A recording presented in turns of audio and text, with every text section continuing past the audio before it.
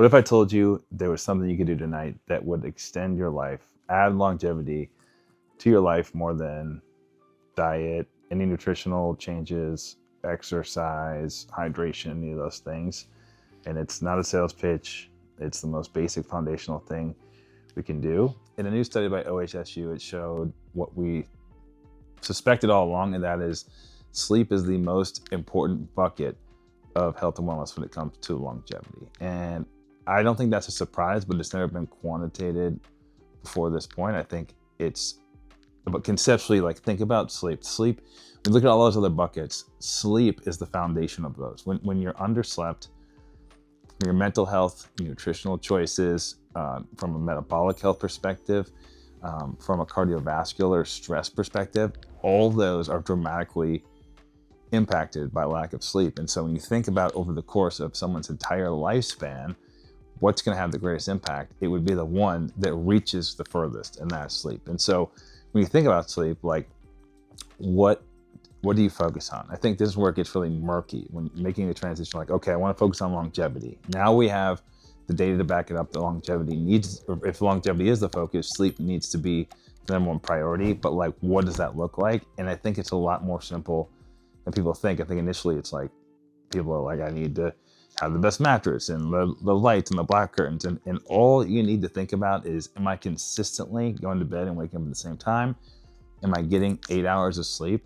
And do I feel good when I wake up? Like, those are the real biomarkers. They're not really biomarkers, but those are the real markers of longevity. If sleep's the number one marker of longevity, those are the things you need to be focused on. It's not about like all the tricks and tips and the bells and whistles. It's about just foundational, evolutionary, consistent sleep. It's allowing your brain to reset, your body to reset, your metabolism, your cardiovascular system to just reset. And so don't get caught up in the weeds. But if you want to live a long time, with all the noise out there, the longevity world is absolutely exploding.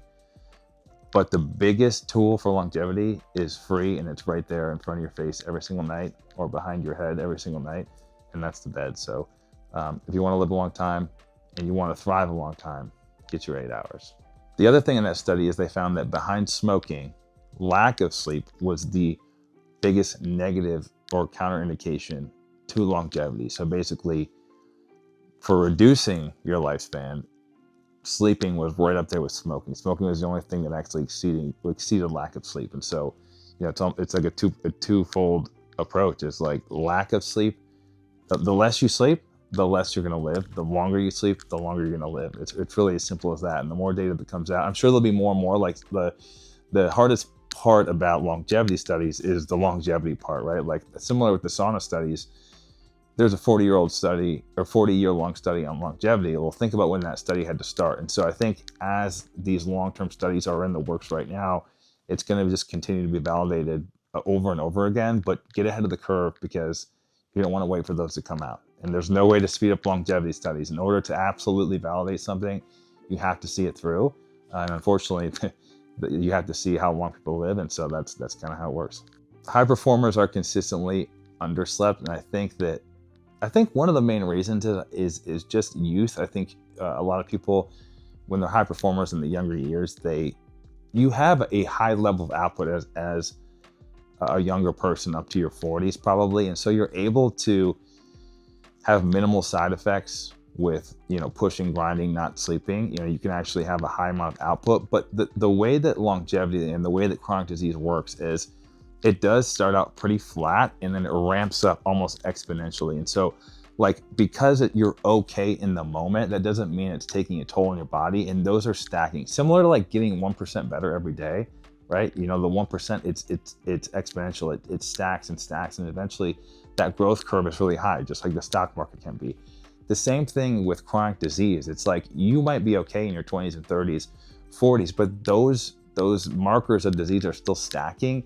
And so they start to get really steep. And that's why you see the difference between healthspan, meaning like how long are you healthy and high functioning, and lifespan for most people are really, really close together. You see people functioning at a pretty decent level, and all of a sudden they get older and it falls off quick. And that's because even though you might feel okay early on, you're still having a long-term impact on your body. And it's hard to see that far down the road. I think now there is a focus. Younger people are starting to see that long-term picture.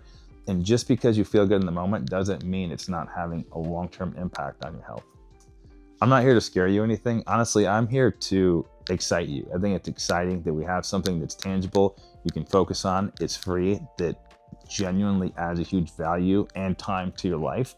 If I were to go tell you that you need $1 million to buy some crazy device and like all these resources, that would be hard to deal with. That'd be really difficult. But the most impactful thing is the easiest thing. I don't mean easiest, the most simple thing, the cheapest thing, the most accessible thing. And so I think that's super, I'm super optimistic about that. And I think it's awesome. And I think it just shows that, you have to stick to the basics, and sleep is the most basic of all things. If you found this valuable, we do this every week.